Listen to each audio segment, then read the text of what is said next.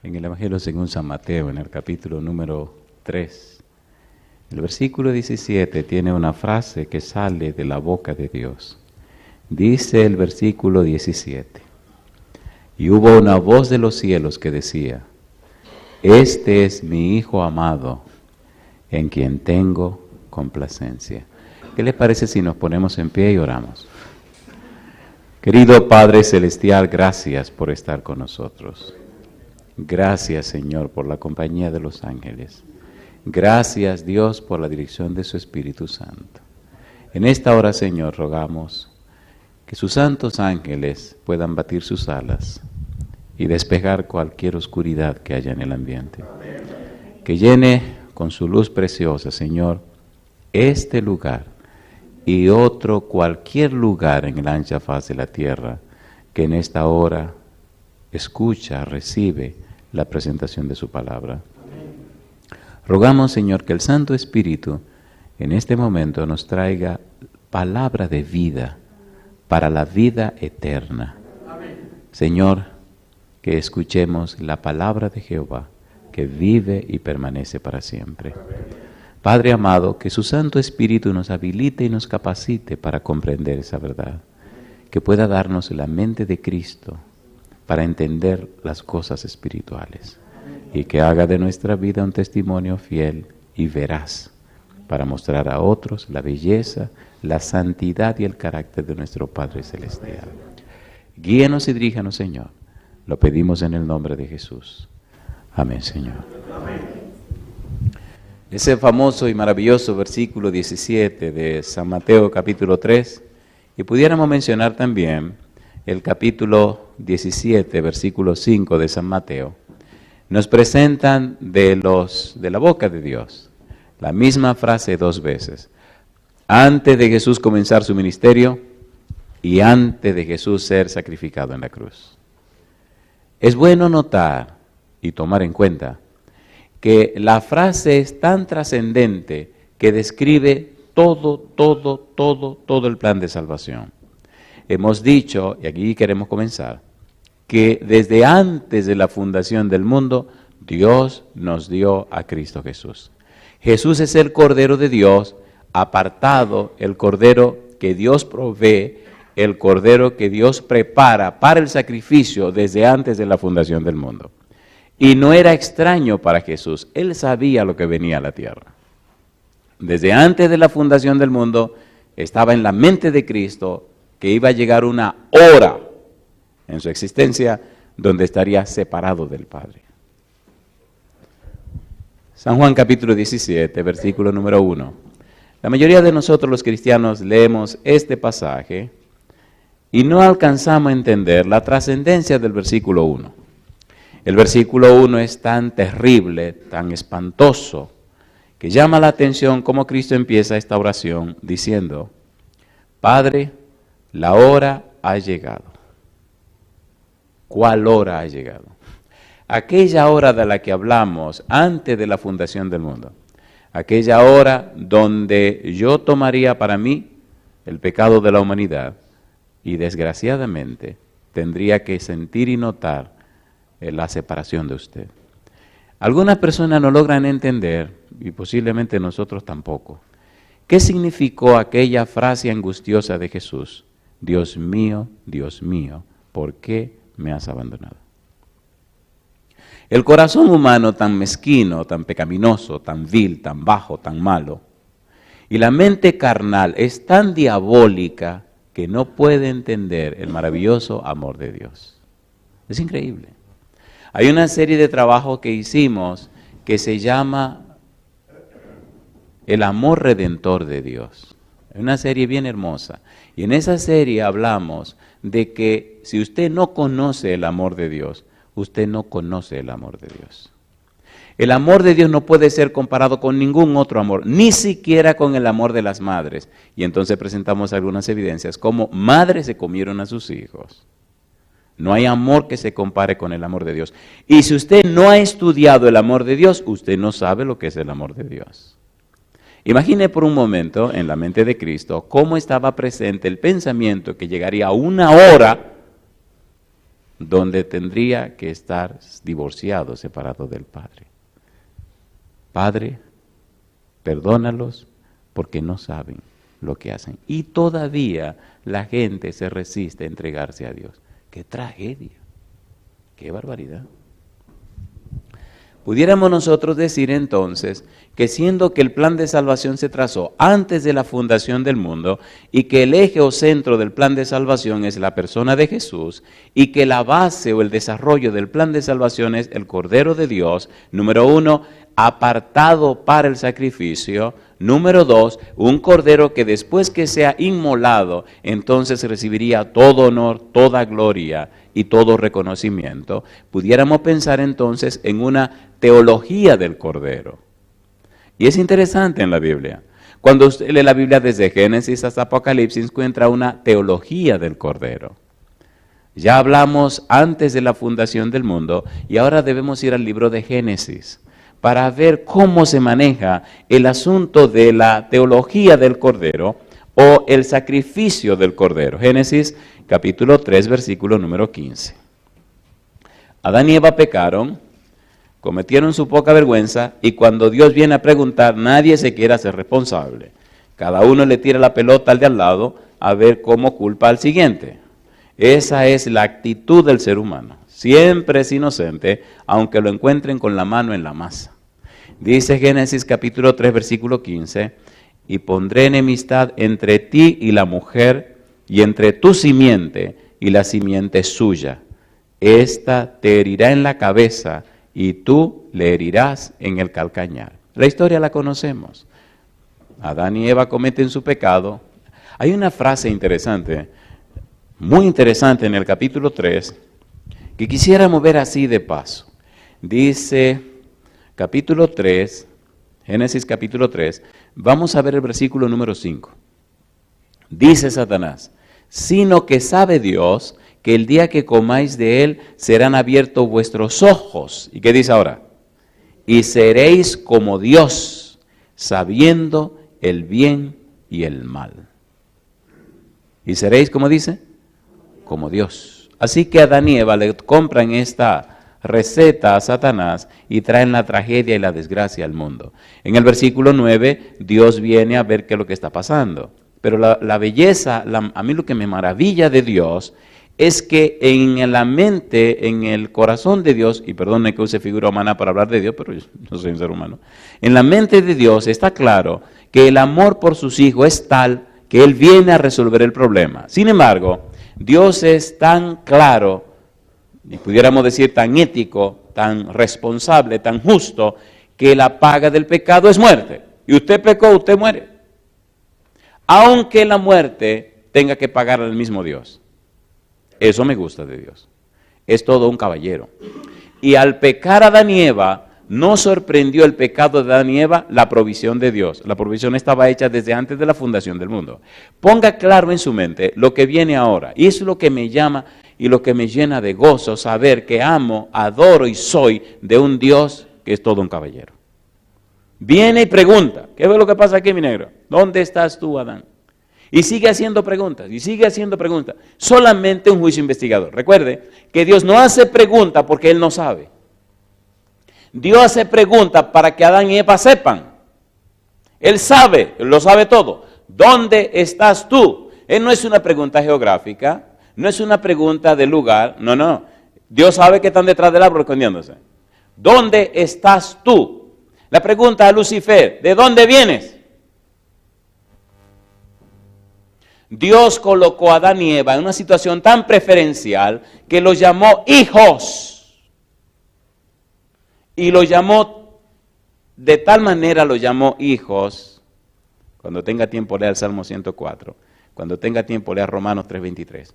Los llamó de tal manera hijo que los cubrió con la luz que lo cubre a él. Le mandó a hacer un trajecito chiquito de lo que él se usa en su sastrería. Los cubrió con su manto de justicia. Y cuando pecaron, esa luz desapareció y se sintieron completamente desnudos. ¿Sí o no? ¿Sí o no? Sí. Ahora desnudos y avergonzados, Dios no los abandona. ¿Cuáles eran las consecuencias del pecado de Adán y Eva? La tragedia que Dios tendría que hacerse hombre y morir en una cruz como un vil criminal. Y sin embargo, Dios no reclama. Al contrario, y es lo que a mí me maravilla de nosotros los seres humanos, nosotros hemos caído tan bajo, nosotros somos tan bárbaros, el pecado nos ha hecho tan extraños, que se nos hace imposible entender la actitud de Dios, a menos que permitamos al Espíritu Santo que nos dé la mente de Cristo, una mente espiritual.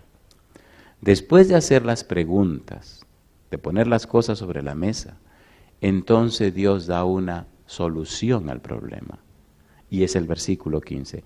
Los teólogos le llaman el protoevangelio, el evangelio en cierne. Enemistad pondré entre ti y la mujer. Y me llama la atención cómo Apocalipsis, allá lejos, nos da una explicación de ese versículo.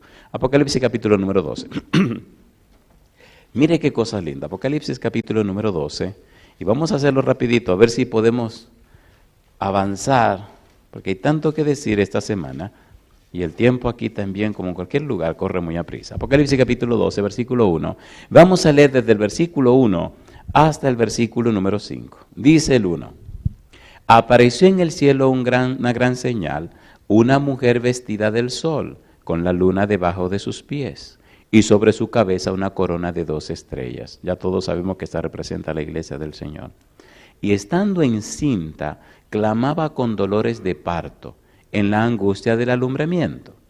También apareció otra señal en el cielo, he aquí un gran dragón escarlata, que tenía 7 cabezas y 10 cuernos, y en sus cabezas 7 diademas, y su cola arrastraba la tercera parte de las estrellas del cielo, y las arrojó sobre la tierra. Y el dragón se paró enfrente a la mujer que estaba para dar a luz, a fin de devorar a su hijo tan pronto como naciese.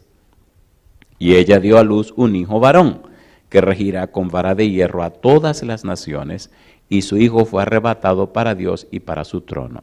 Te pregunto, ¿representa la mujer a la iglesia de Cristo, sí o no? ¿Representa el niñito que va a nacer a Cristo, la simiente de la mujer, sí o no? ¿Representa el dragón al diablo, a la serpiente que se llama diablo y Satanás, sí o no? Enemistad pondré entre ti y la mujer.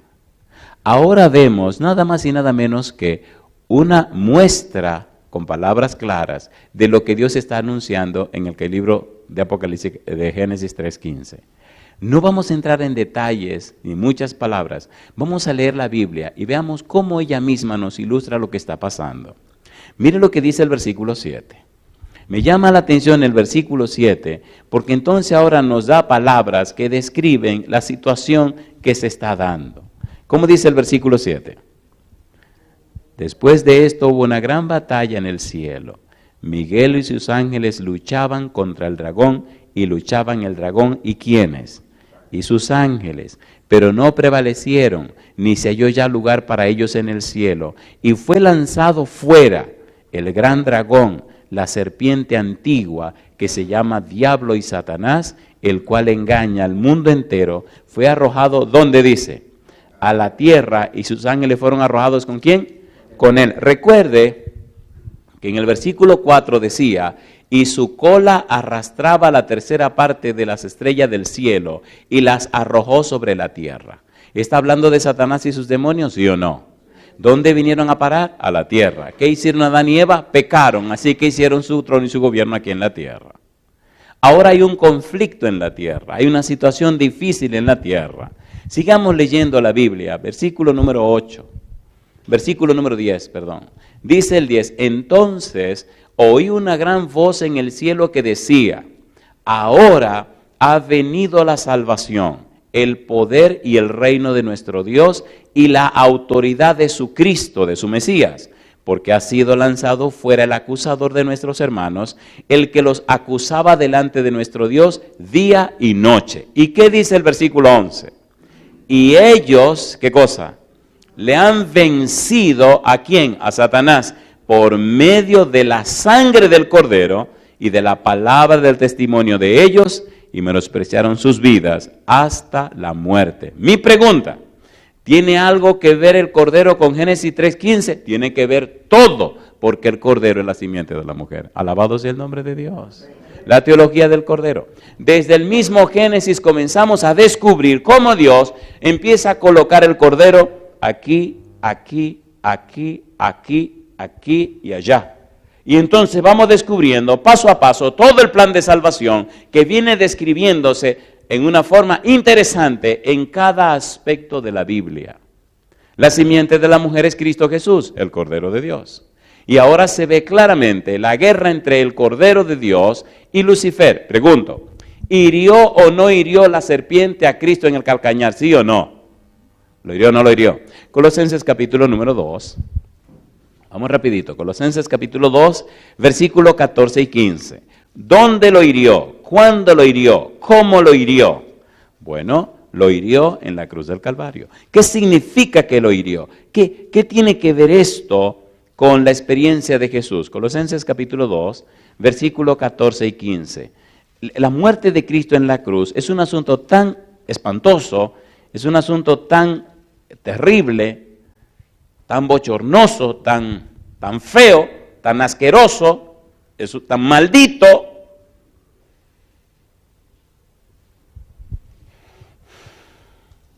Nosotros somos tan raros que no tenemos una idea de hasta dónde llegó Dios por amor a nosotros. Dice la Biblia, y espero que su Biblia diga esto también, Cristo nos redimió de la maldición de la ley, hecho por nosotros maldición, porque está escrito, maldito todo el que es colgado en un madero. Gálatas 3:13. ¿Lo colgaron o no lo colgaron? ¿Lo colgaron o no lo colgaron en el madero? ¿Sí o no? Sí. ¿Qué significa eso? Que se hizo un maldito de Dios, que se hizo un enemigo de Dios, que se hizo un contrario a Dios. Por eso llegó un momento donde él gritó, pero ven acá, ¿y ahora qué? Me dejaron solo. Y yo pregunto, ¿usted cree que sería, que es, a ver si encuentro la palabra que quiero usar, ¿usted cree que es correcto, que está bien que seamos tan flojos con el pecado que llevó a Cristo a la cruz del Calvario? ¿Usted cree que es ético, es cristiano, que usted vive esa vida tan floja y se llame cristiano, una vida tan sinvergüencería, una vida tan relajada, siendo que el cielo pagó un precio tan alto por nuestros pecados? ¿Usted cree que eso está correcto? Pero somos muy light en la vida cristiana y muy pasamano, muy déjalo llevar. Déjalo llevar. Cuando el Señor venga, entonces vamos a ver, y allí será el lloro y el crujir de dientes. ¿Es así o no es así? Si Dios fue capaz de dejar que Cristo llegara hasta el fondo para pagar el precio del pecado, ¿qué le dice a usted que va a pasar por alto su poca vergüenza?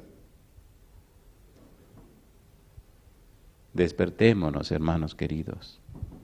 Despertémonos. Colosenses capítulo 2, versículo 14 y 15. Cristo pagó en la cruz el precio del pecado y venció a Satanás. Por eso dice, y ellos le han vencido por medio de la sangre del Cordero. Dice el versículo 14, anulando el acta de los decretos que había contra nosotros, que nos era contraria, quitándola de en medio y clavándola en la cruz. Y ahora dice, y despojando a los principados y a las potestades, los exhibió públicamente, triunfando sobre ellos en la cruz. El Cordero que fue inmolado desde antes de la fundación del mundo, la simiente de la mujer, dejó bien claro en la cruz que pisó la cabeza de la serpiente y la aplastó. ¿Lo hizo o no lo hizo? ¿Sí o no? Entonces ahora nosotros podemos libremente, gozosamente, levantar nuestro rostro hacia arriba y dar gloria a nuestro Padre Celestial. Recuerde que todo esto ocurre por amor de Dios. Y todo eso sucede por la gracia de Dios, por la misericordia de Dios. Por eso es tan importante entender y comprender todo lo que se está desarrollando. Vencemos al diablo por la sangre del Cordero. Vencemos a Satanás porque Cristo venció en la cruz. Vencemos en Cristo Jesús. Aquí me detengo. ¿Tiene sentido o no tiene sentido? ¿Tiene sentido o no tiene sentido? Génesis capítulo 3, versículo 21. Veamos esto de una forma más práctica. Y mire qué cosa linda. Vamos rapidito porque esta parte es hermosa y quisiéramos entrar en detalles. Génesis 3, 21. En el versículo 15, el Señor presenta la profecía. Y en el versículo 21, Dios hace algo práctico. Dios hace algo en el momento. Y deja una imagen, deja claro qué es lo que ocurre en la experiencia real, en la experiencia práctica, en la experiencia diaria. En la Biblia a mí me gusta que Dios usa distintos nombres para mostrar cómo Él suple las necesidades de sus hijos. En la Biblia descubrimos la verdad acerca de la persona de Dios. Dios es un ser relacional. Dios quiere relacionarse con sus hijos. Dios quiere interactuar con sus hijos. Desde el versículo 1 de Génesis 1 vemos a Dios dinámico, creando. Vemos a Dios interactuando. En el principio crió Elohim los cielos y la tierra. Versículo 26, y dijo Elohim, hagamos al hombre a nuestra imagen, conforme a nuestra semejanza. Trabajemos en equipo. El hombre es una creación distinta. Es una creación distinta el hombre, porque Dios lo hizo para que, aunque tiene su mente propia, voluntad independiente, Dios lo hizo de una manera tan curiosa que lo hizo un templo santo, un templo que es capaz de alojar a un ser divino, al Espíritu Santo. La creación del hombre llamó la atención ante todo el universo y es algo maravillosamente hermoso cuando usted descubre quién es usted. El universo entero no puede contener a Dios, sin embargo, Dios mora en el corazón de aquel que es manso y humilde. ¿Lo dice o no lo dice la Biblia? Así que ahora somos, dice 1 Corintios capítulo 3, templo del Espíritu Santo. Y somos morada del Espíritu de Dios. Teniendo una mente propia y alojando el Espíritu Santo, qué cosa linda. Así que mi mente y el Espíritu pueden ponerse de acuerdo. Y el Espíritu, 1 Corintios capítulo número 2, me enseña a mí, a mi mente, las cosas profundas de Dios. Eso es lo que dice Pablo.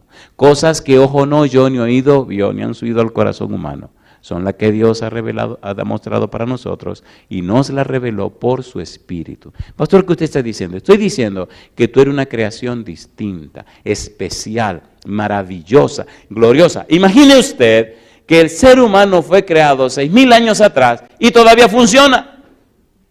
Todos los abusos que el hombre ha hecho al cuerpo humano y todavía funciona, todavía sirve para algo, ¿o no? Claro, estamos más reduciditos y, ¿me entiendes? Pero todavía funcionamos. Interesante será ver. En estos días hablaba con la negrita de casa, la chiquita, la negra, la Cuni. Ella le fascina pintar y está metida en su asunto de su pintura. Y me decía, papi, porque le encanta dialogar con el papá. Papi, mira, para pintar uno tiene que aprenderse todos los músculos del cuerpo y hasta los huesos. ¿Y sabe qué? Descubrí algo, papi. ¿Qué descubriste, mi negra? Simetría. Todos los seres humanos son simétricos. ¿Tú sabías que cuando tú vas a pintar, depende de la edad para saber cuáles son las simetrías del cuerpo? La cabeza de un ser humano normal es el espacio séptimo. Así que tú tienes 6 espacios de cabeza para abajo. Y entonces empieza midiendo con la cabeza arriba. Mira, papi, es todo. Y empezó a explicarme, yo calladito. Y mira, porque aquí, aquí, allá. Y tú puedes medir de aquí a aquí, te da esto y este otro. Y tienes que medir así, así, así, así. Y los músculos de los nombres son así. Y empezó a describirme. Y me quedé calladito, esperando que la negra termine. Cuando terminó, le dije, ¿tú sabías que Dios escribió un libro de anatomía? ¿Cómo? ¿Y sabías que Dios diseñó al ser humano antes de hacerlo? ¿Cómo? Le digo, apréndete este versículo, mi negra. Salmo 139. Mire qué cosa linda. Me gusta Dios. Dice el versículo 16, mi embrión vieron tus ojos. ¿Y qué dice ahora? Y en tu libro estaban escritas todas aquellas cosas que luego fueron formadas sin faltar, ¿qué cosa? Una de ellas. ¿Se sentó a diseñar o no se sentó a diseñar? A ver, ¿sí o no? Lo diseñó en un libro de anatomía. ¿Han visto cómo se hacen las casas? ¿Han visto las casas? Tienen una estructura. Y después encima de la estructura comienzan a meter todo lo que quieren meter. El gas, el agua, la electricidad. ¿Se han dado cuenta o no se han dado cuenta? Y entonces después cubren todo aquello. Mire un ser humano. Primero la estructura ósea, los huesos. Y después empiezan a ponerle todo lo que usted quiera ponerle, pero primero hay que poner dónde lo va a afianzar. Y el ser humano es como una casa, y de hecho es una casa, es un templo para el Espíritu Santo. ¿Es así o no es así? El sistema nervioso es la parte eléctrica. Y algunos se especializan en la parte eléctrica, otros en la parte estructural, y cada quien se especializa en lo que le dé la gana. Pero lo importante es saber que es un templo para morada del Espíritu de Dios. Eso es muy importante y es muy trascendente. Génesis capítulo 3, versículo 21. Necesitamos entender lo que viene ahora, porque es una cosa preciosa. Vamos a hacerlo rapidito, a ver si podemos cubrir toda esta parte. Recuerde que estamos hablando, si usted quiere, de la teología del Cordero. Ya vimos la primera parte, que es antes de la fundación del mundo. Ahora estamos mirando la segunda parte, que tiene que ver con el Cordero en el Edén. ¿Cómo sería el título? El Cordero en el Edén. Pregunto, ¿tiene que ver la frase simiente de la mujer con el Cordero, sí o no? Sí, señor. Dice Génesis 3:21. Ahora que el hombre pecó, ahora que vino la desgracia, ahora que Dios habló con ellos, ahora que le anuncia de la simiente de la mujer, ahora en una forma práctica, en una forma amorosa, Dios se acerca al ser humano.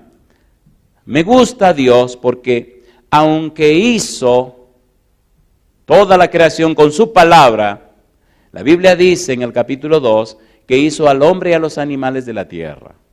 Pero cuando hizo al hombre, dice que le dio forma. Y no solamente le esa forma, sino que hay un acto trascendente, increíble, y es que Dios se inclina ante esa figura de barro, esa figura de tierra, que Él hace y le sopla en la nariz aliento de vida. ¿Hay un acercamiento amoroso, sí o no? ¿Sí o no? Y llama la atención, y me llama la atención, el soplido de Dios. Se ve que poderoso.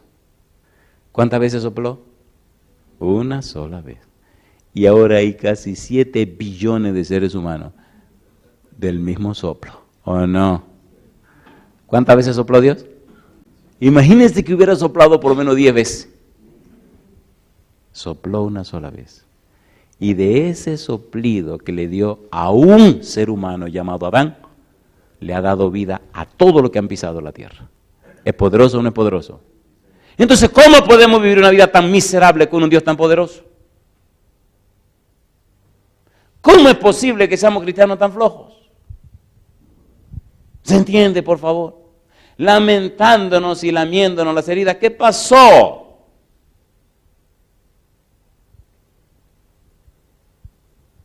Capítulo 3, versículo 21. Y Jehová Dios, Yahvé Elohim, hizo al hombre y a su mujer, ¿qué cosa? Túnicas de pieles, ¿y qué dice? Hay 2 verbos allí que me gustan. Número 1, hizo. Número 2, los vistió. ¿Quién hizo las túnicas de pieles? Jehová. ¿Quién los vistió? Jehová. ¿No le parece que hay un simbolismo en esas túnicas de pieles? ¿Sí o no? ¿Vendría el Cordero de Dios a quitar, a cargar, a llevar el pecado del mundo? ¿Sí o no? ¿Estamos mirando la teología del Cordero? Sí. Ahora, ¿qué nos dice esto? Dios nos está diciendo, miren, aunque ustedes pecaron, Adán y Eva, no se angustien, no se preocupen, hay una solución al problema. Llegará el Cordero de Dios. Hay una descripción en Patriarcas y Profetas que me llama mucho la atención y me gusta, donde la sierva de Dios nos dice que Adán y Eva, cuando tuvieron que sacrificar el primer cordero, se llenaron de dolor, de angustia y de pena. Recuerde, en el santuario, que cuando alguien cometía su pecado, tomaba el corderito, lo traía al santuario, lo presentaba al sacerdote, el sacerdote lo revisaba, entonces el oferente ponía sus manos sobre la cabeza del animal, confesaba su pecado y ocurría simbólicamente lo que se llama transferencia. Entonces el oferente tomaba el cuchillo y cortaba el cuello del animal. y lo dejaba pegadito en un pedacito de piel y veía al brotar toda aquella sangre. Un cordero inocente muriendo por los pecados míos. El cuadro, la experiencia debía ser tan traumática que el pecador entendiera que el pecado es odioso para Dios.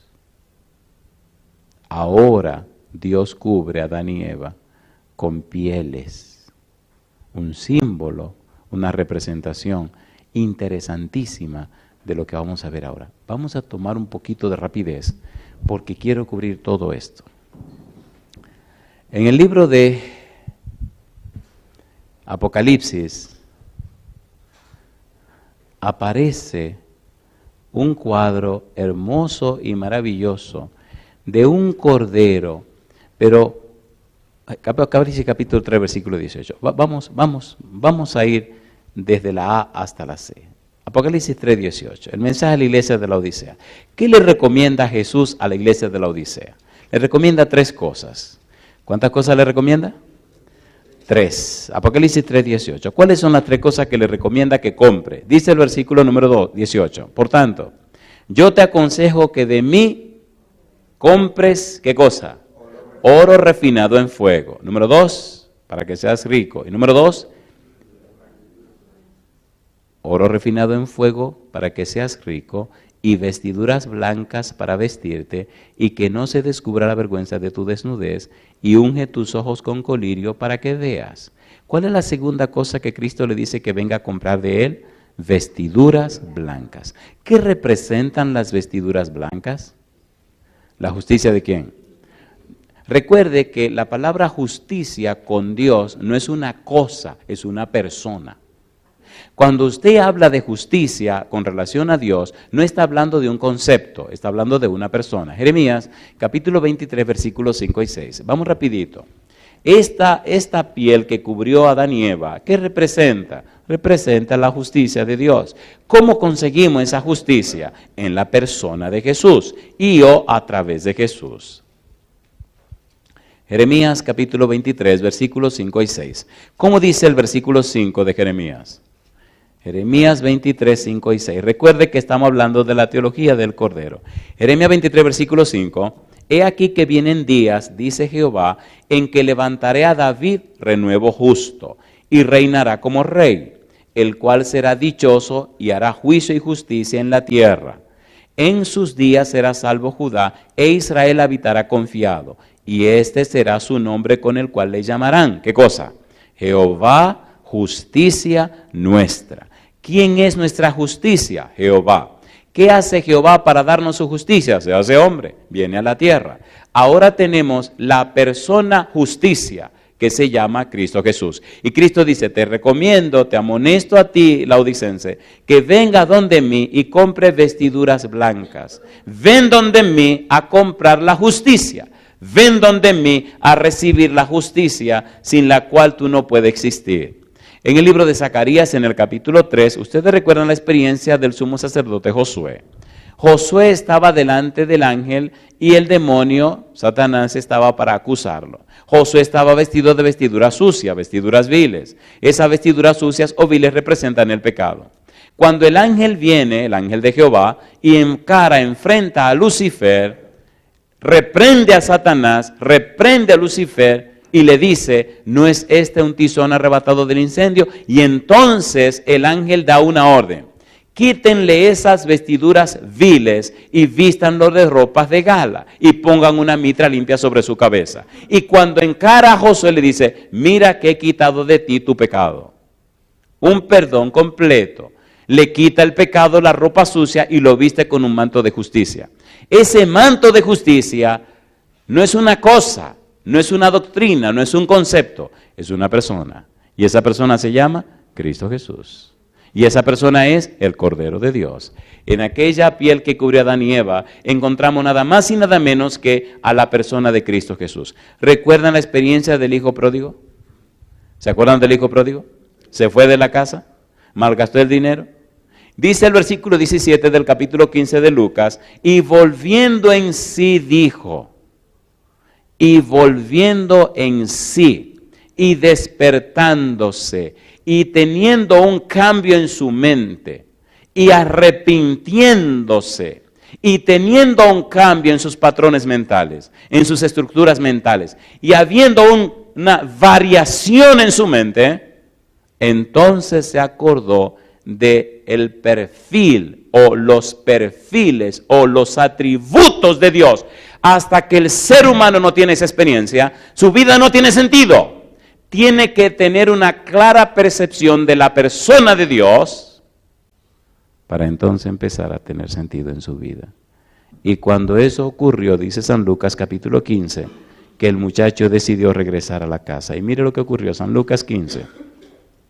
Cuando regresa a la casa, mire lo que ocurre, mire lo que hace el padre. San Lucas capítulo 15, versículo 21. Y el hijo le dijo: Padre, he pecado contra el cielo y contra ti, ya no soy digno de ser llamado tu hijo. Pero el padre dijo a sus siervos: sacad, ¿qué cosa dice? El mejor vestido. ¿Y cuál es el mejor vestido? La justicia de Dios.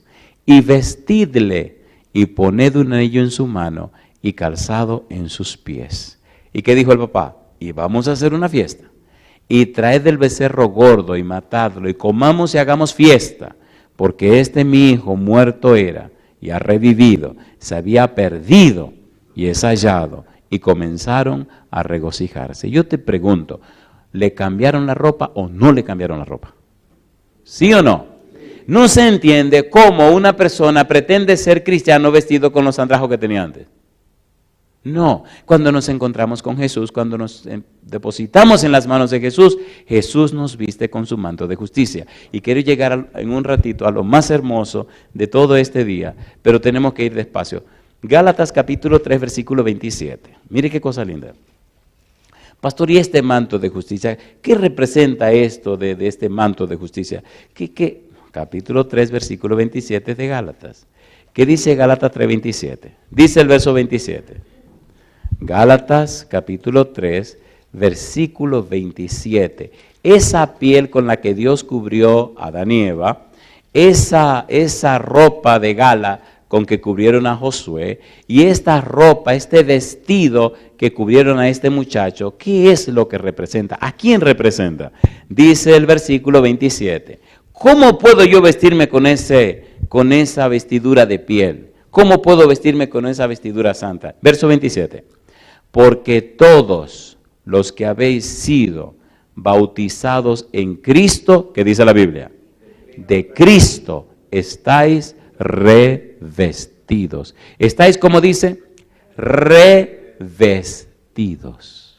Mi pregunta entonces, si estoy revestido de Cristo, cuando me miren a mí, ¿a quién deberían ver?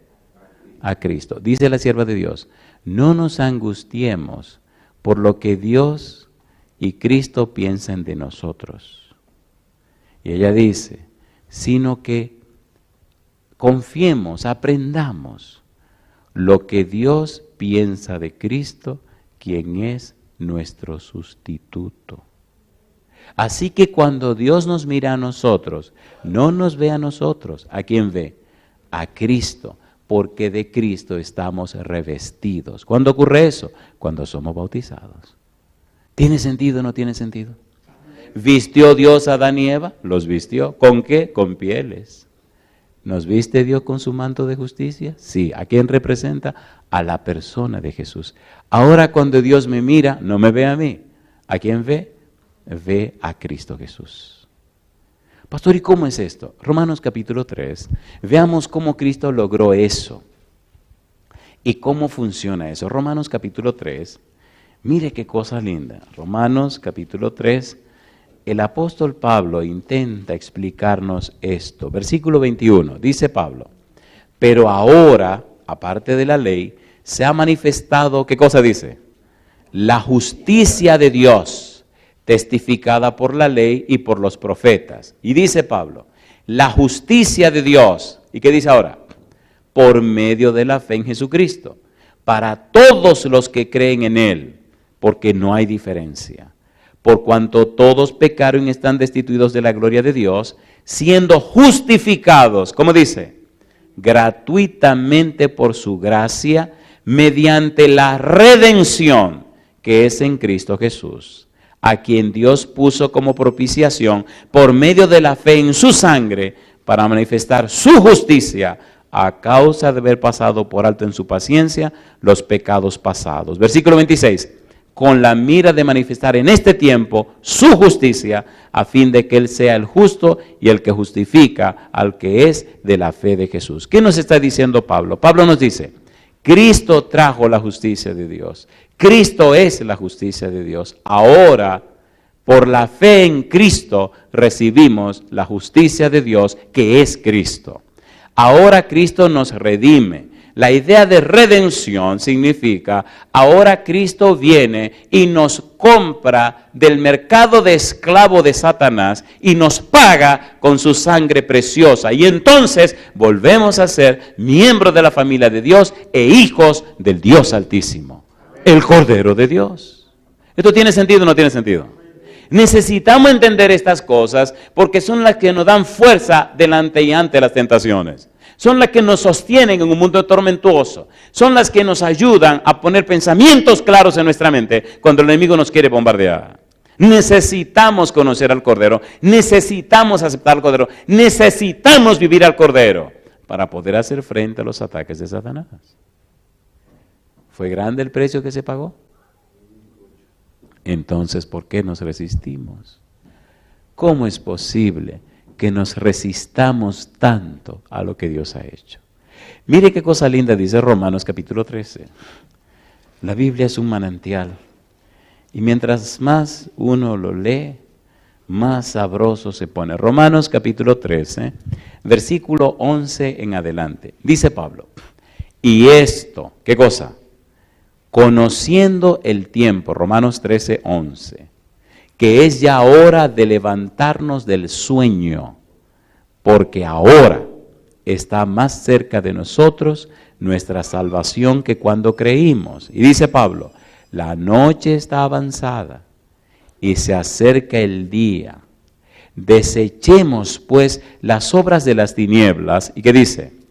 Y vistámonos las armas de la luz. Pregunto, si yo acepté al Cordero, si me bauticé, si estoy vestido de Cristo Jesús, ¿quién fue que dijo, yo soy la luz del mundo?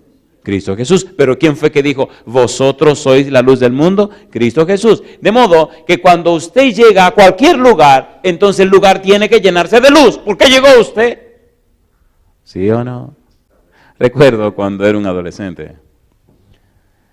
Ese verano, mi primer verano en la universidad, fui a Santiago. Nunca se me olvida esta experiencia, me da risa, pero bueno. Nosotros no sabemos lo que somos, pero qué cosa linda descubrir lo que somos y vivir lo que somos y gozar de lo que somos. Llegué a mi casa, era el verano, pasé una semana, 2 semanas en mi casa leyendo, comiendo, sin hacer nada. Uy, me desesperé porque de niño siempre he trabajado mucho.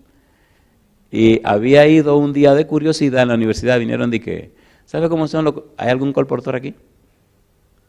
Qué raro. ¿Qué? ¿No hay ningún colportor aquí? Bueno, pues hay uno, yo estoy levantando mi mano. Y en la universidad dieron un entrenamiento para colportores. Y ese rato lo tenía libre y me metí de curioso a ver cómo era el negocio de los colportores, porque yo no sabía cómo era eso. Y sabe que yo no son ni tontos ni perezosos, los colportores te cortan rapidito. Y desde que entré y me senté, profesor, mire, firme aquí. Sí, ¿que firme para qué? No, ¿usted va a estar en el entrenamiento? Bueno, sí, me gustaría ver. Ah, no, pues aquí firme para darle todos los materiales. Y yo firmé. A los colportores les gusta que le firmen, les gustan los autógrafos. Cosa chula, mamacita, linda. Y le di mi autógrafo ahí en el papel aquel. Y entonces me trajeron una carpeta con el relato, con la que se yoqué y todo el asunto. Y me puse a mirar. Y ahí terminó el asunto y después nos fuimos a comer y, oye, pues está buena la cosa. Pero ya terminó. Cuando vino el verano me fui a Santiago a la casa de mis padres a pasar el verano y me llevé la carpeta aquella y la puse en cualquier lugar de la casa. Y esa mañana me levanto y digo, oye, ya yo estoy cansado de comer, de leer y miré la carpeta. Digo, la cuestión del colportaje. Pero ¿por qué no invento con esta cuestión? Y agarré y miré el relato y empecé a aprendérmelo. Y dije, Bueno, pues yo vi allá a la salida de la calle 10, en la autopista, un lugar donde había mucha gente. Parece que ahí hay algún médico. Pues déjame ir a ese lugar. Agarro así, como un colportor cuava, la carpeta así sin nada en la mano y allá arranco para allá. Y veo que todo el mundo está haciendo fila y yo también me siento en la fila. Vamos a esperar mi turno, que sé yo lo que está pasando aquí, compadre. Y me siento a hacer mi turno. Ay, Señor. Y adentro se hay una campanita que hace tilín, tilín, tilín. Digo, uy, ¿qué será? Aquí no venden helado, pues yo no veo a nadie comiendo helado. Tilín, tilín, tilín. Recuerde que Cristo prometió estar con usted donde quiera que vaya. Y tilín, tilín, tilín. Y veo que el tilín, tilín suena más y más. Sale un señor afuera y mira, no mira a todo el mundo. Yo estoy acá con cara de buena gente, con mi asunto en la mano. Digo, desde que me den una oportunidad, le meto mano y estoy repasando el relato en mi cabeza, que no se me olvide ninguna palabrita. Siempre a uno como que se le va el santo al cielo con el relato, como que hay una sección que no se la quiere aprender. Compadre, y sale el hombre una vez y sale dos veces y nada. Y entra para allá. ¿Qué pasa? Que afuera estábamos en la galería, pero había más gente adentro, haciendo fila para entrar a donde la persona. Al rato aparece una mujer con un paño de esto de estafeta, un paño brilloso envuelto en la cabeza, y con una cara media rara. Sale afuera y mira y mira y mira, y viene y me mira, y me dice, ¿qué haces tú aquí? Tú no me dejas trabajar. Digo, ¿cómo que yo no lo trabajo? Yo estoy aquí sentado. ¿Qué es lo que tú quieres? Y pues, ¿cómo que qué es lo que quiero? Yo no soy ningún tonto. Empecé a buscar en mi mente cuál es el libro más caro, pero como era cuava, sabía yo de la cuestión. Me ocurrió un asunto de que, como vi tanta gente pensé en medicina, Tratado Práctico de Medicina Moderna. Yo no creo que era muy moderno el libro ese, ¿no? Porque después vi unos modelos de ese libro viejísimo. Y me dice la señora, ¿qué es lo que tú quieres? Digo, pues ahí mismo le entré. Le hablé de lo que le di un poquito del relato. Sí, le dice al esposo, cómprale, págale. Este no me deja trabajar. Digo, ¿cómo que no dejo trabajar? Pues yo no estoy aquí afuera sentado. Bueno, pues de una vez pedí que me firmaran mi asunto. Me firmaron, me dieron ¿y cuánto hay que pagar? La mitad.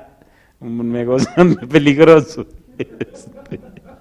Yo le traigo el libro la semana, me firmaron mi asunto, me dieron la mitad del dinero, salí yo de ahí con los bolsillos llenos de dinero. Digo, pero esto es un asunto fácil, asunto corporal. Mira cuántos cuartos me dieron. Me acuerdo que yo no tenía dinero y ahí mismo con el dinero de la mujer pagué un carro, será un carro público, un carro público en el país. Y más adelante, como a 1,5 millas, yo había visto un complejo de casas y digo, oye, ahí cualquiera va. Ahora estoy haciendo negocio con el dinero de la mujer. Pero espérese, usted tiene idea de lo que está pasando ahí adentro con esa mujer. Pago mi carro y me voy más abajo. Y ahí ya me estoy animando. Imagínense, si de entrada traigo en los bolsillos, qué sé yo, en ese tiempo cuánto costaba. Costaba 200 y pico de pesos. Ya tengo 100 y pico. 100 pesos en mi país en ese tiempo, eso era un dineral. Digo, ahí cuando yo llegue a casa, que mamá vea todo este dinero, ¿cómo se lo voy a explicar? Digo, no, por aquí mismo voy a la agencia a llevar este dinero porque los palos me suben encima. Dinero fácil en mi casa, a mi mamá le arranca la cabeza. Y voy a ese lugar y entonces salgo y digo, ¿y cómo hago aquí? Y cuando veo una muchacha en una galería, siempre he sido muy tímido con las mujeres, la miro y ella me mira, yo parado como... Ojalá me pregunte, y me dice, tú buscas a alguien, tú quieres algo, digo, ya me preguntó, y le entré de una vez, y entonces ella se ríe porque me ve haciendo mi presentación, pero que ella se da cuenta que yo no soy ningún experto, y me dice, ¿tú quieres hablar con mi mamá, será? Digo, sí, claro, dice, pero ella no está aquí, si tú quieres, da una vuelta, y el rato ella viene, y voy casa por casa, y llego a la segunda casa y digo, no, esta no, porque esta casa como que no me cae bien. Voy a la siguiente casa. Esta casa como que no hay gente. Y así fui descartando toda la casa. Hasta que llegué a una casa que tenía la puerta abierta. Digo, bueno, aquí no hay manera de decir algo. Me paro frente a la puerta y se le ocurre a un hombre pararse en la puerta.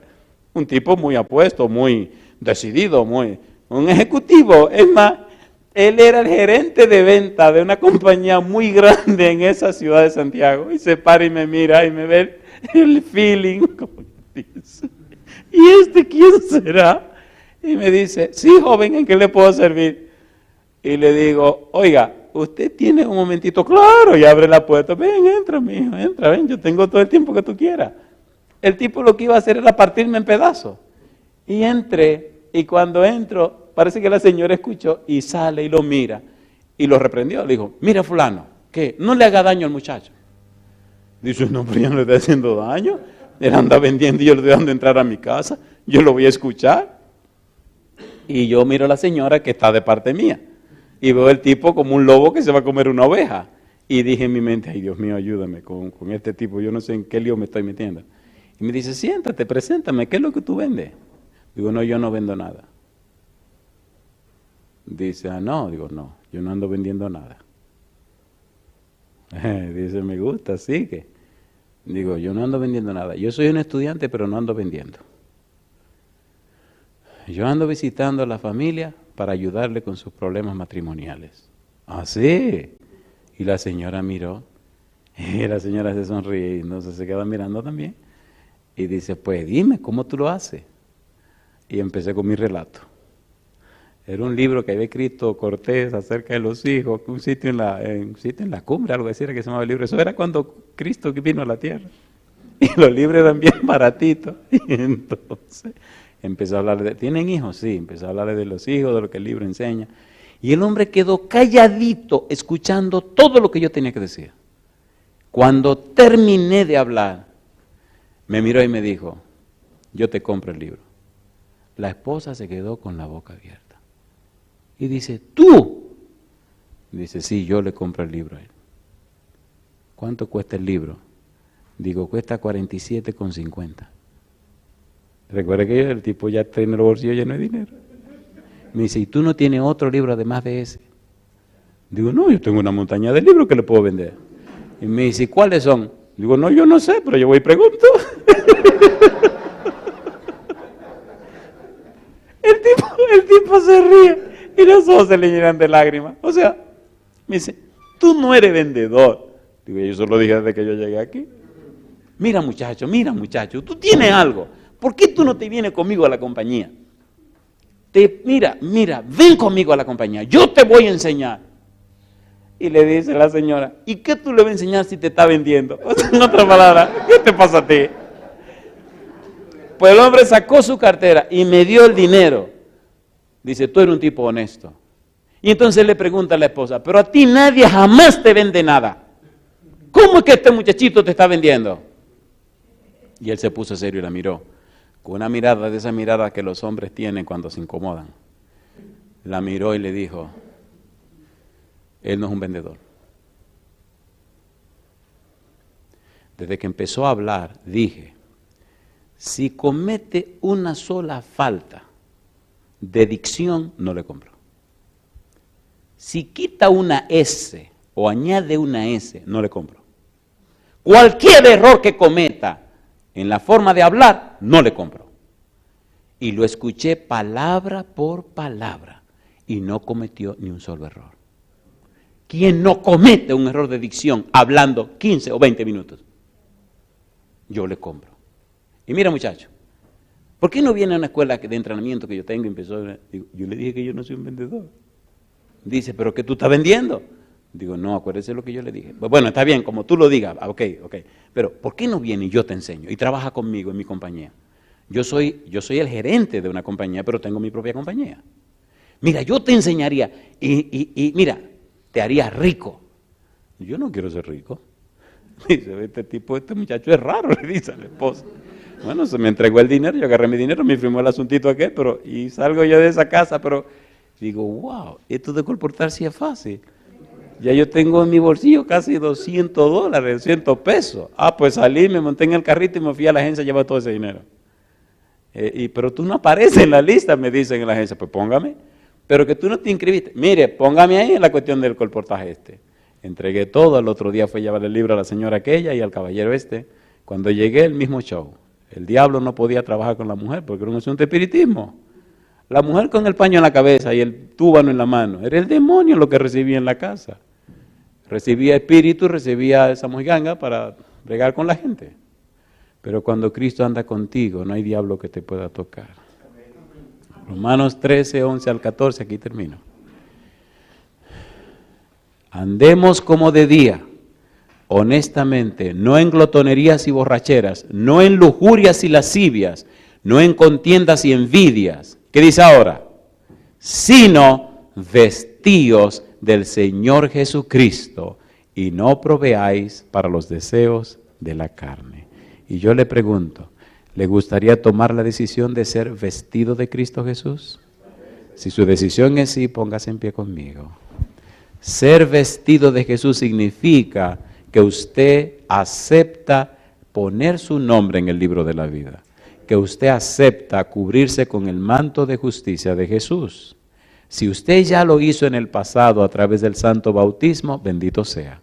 Si no lo ha hecho, le recomiendo, hágalo pronto, para que le quiten el manto de pecado que lo cubre y lo vistan con el manto de la justicia de Jesús, que es la persona de Jesús. Querido Padre Celestial, gracias por esta nueva oportunidad de hablar con usted y conocerle más. Gracias por darnos a Jesús. Gracias por su justicia preciosa. Gracias, Señor, por el Cordero de Dios que carga, que lleva los pecados del mundo. Gracias, Señor, por su compañía, su cuidado, su dirección y protección. Permita, Dios, que los amigos y amigas presentes, pero también los amigos y amigas que nos escuchan o ven en cualquier lugar del mundo, que en este momento, Señor, tomen la firme decisión de aceptar a Cristo como su Salvador personal, de vivir la experiencia del santo bautismo para que tengan derecho a ser miembro de la familia de Dios, tengan derecho para ser vestidos con el manto de justicia y tengan la oportunidad de vivir en la patria eterna con nuestro Padre Celestial. Dios, gracias. Diríjanos este día y siempre. Lo pedimos en el nombre de Jesús. Amén, Señor.